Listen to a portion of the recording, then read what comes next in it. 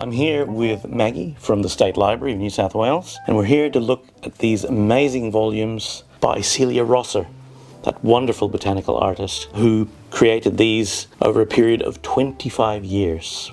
Now, I don't know much about Celia Rosser.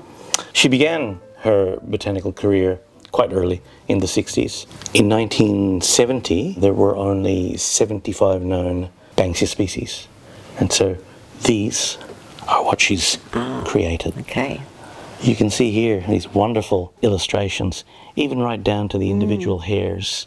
They're beautiful, aren't they?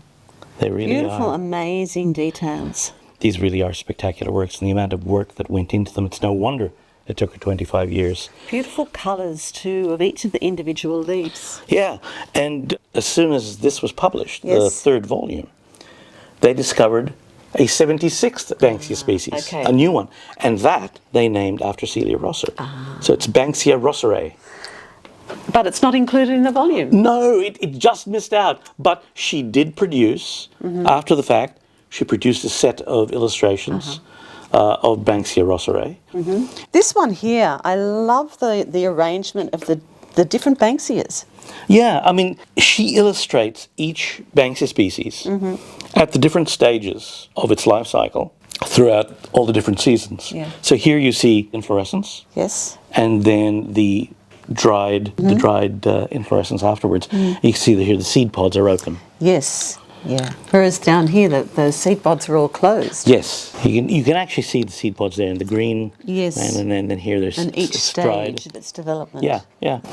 One of these species was known from only one location in Australia. Oh, that's beautiful. Isn't that fantastic? So where is this one from? It's unfamiliar. A rare species restricted to a few locales, Near Albany, Western Albany. Australia. That's it.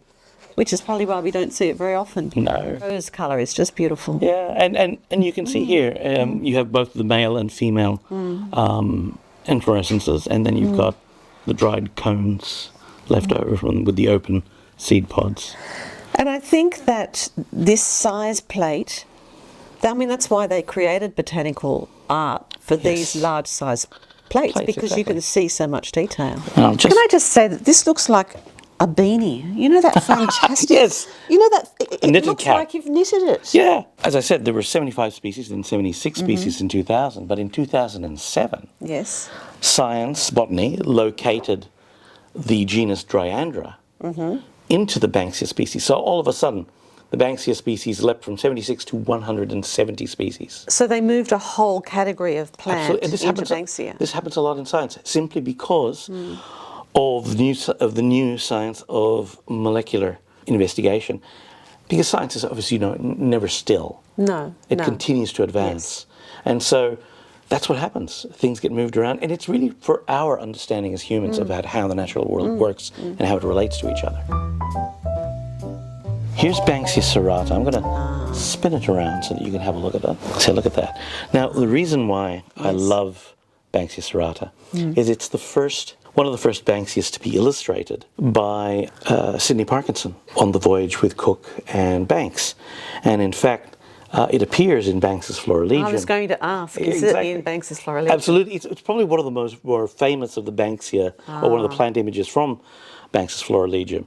But this is in such great detail. Sometimes with botanical art, natural history, they sort of contrive the layout of the image. Yep, they do. So I think In order to this is show. really interesting, because this is sort of growing. You can see the Banksias are coming up from the branch. So what she's done is she's tried to portray all the different stages at the same time in the same picture, but in a way, as you say, that's not contrived. Yes. Yeah. And still allows scientists to be able to look at the picture and say, well, yes, okay, these are the diagnostic features that single these out as that species and not anything else. Now, was the Banksia serrata, do you think that was the inspiration for the Banksia man? Because look at that. I think so. Seed pod. Yes. And you immediately go back to the big bad Banksia bit. Yes. Yeah. Yes. Which I love. Beautiful. Thank you, Maggie, for coming here and sharing this love of botanical art with me? Well, it's a whole combination, isn't it? It's the book, it's botanical art, it's the science. rarity, the science. Thank you. Thank you indeed.